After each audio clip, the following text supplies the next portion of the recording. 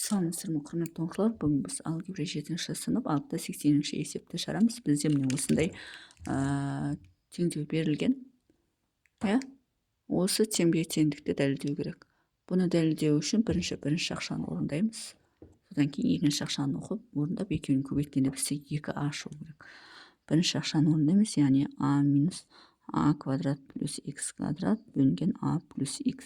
Осы екеуін қосамыз, соның ішінде ортақ бөлім а плюс х болады. Мына бірге бөлсек а плюс х түседі, мынаға бөлсек 1 түседі. Демек, а квадрат болады, плюс ах болады, минус а квадрат, минус х квадрат болады. Неге? Себебі мынан алды минус болғанда барлығы минус болып кетеді. Енді бұл жерде не пайда болады бізде?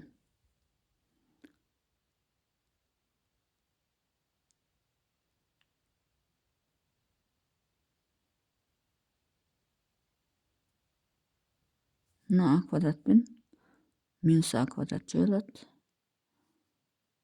ах минус х квадрат болады. Бөлінген а плюс х. Мына жерден ортақ көбейгіш х жақшаның сыртына шығарып жіберсек, а минус х болады. Бөлінген а плюс х болады. Сонда бірінші жақшадан не осылай шығады. Қосқан кезде екінші жақшадан 2а бөлінген х плюс 4а бөлінген а минус х.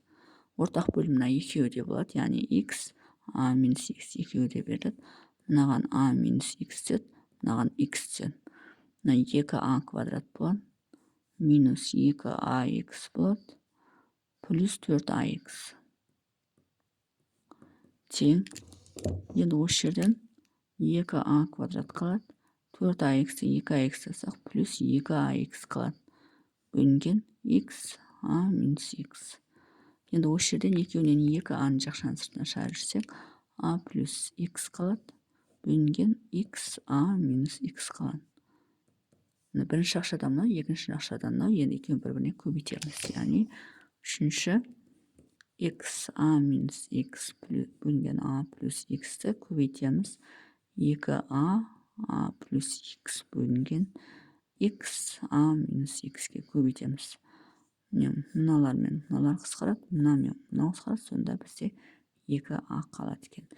Демек, бізде бастапқыда 2а мен 2а шықты. Демек, 2а тең 2а теңдік дәлелденді. Енді екінші есепті шығарамыз.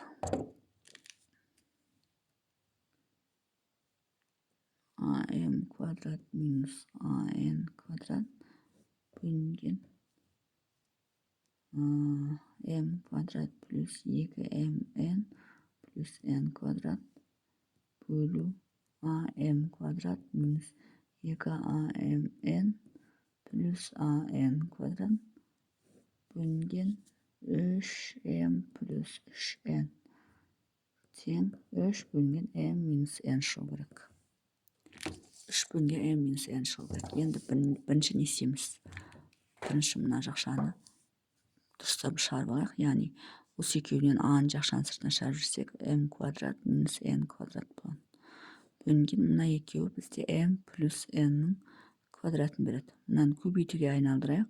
Мына бөлшектің бөліміндегі мына 3m плюс n, ал мына кетеді. Кетпей жатып, 3-ті жақшаның сыртына шығарайық, m плюс n. Мына жерде барлығынан аның жақшаның сыртына шығарып жіберсек, m квадрат минус 2mn плюс n квадрат болады. Тең. Енді мынаны сол күйінше қайтадан жазамыз, яғни m квадрат минус n квадратты екі жақшаға жіктейік. m плюс n, m минус n. Бөлшектің бөлімінде m плюс n-нің квадраты. Көбейту. Енді мына жерде 3m плюс n қалады. Бөлімінде мынау бізде а қалады, және мынау бізде m минус n-нің квадраты, яғни m минус n-нің квадраты. Енді не қысқарады бізде? Мынаның квадратымен мынау қысқарады, мынаның квадратымен мынау қысқарады, а мен а қысқарады. Сонда бізде 3m плюс n бөлінген m плюс n, m минус n қалды.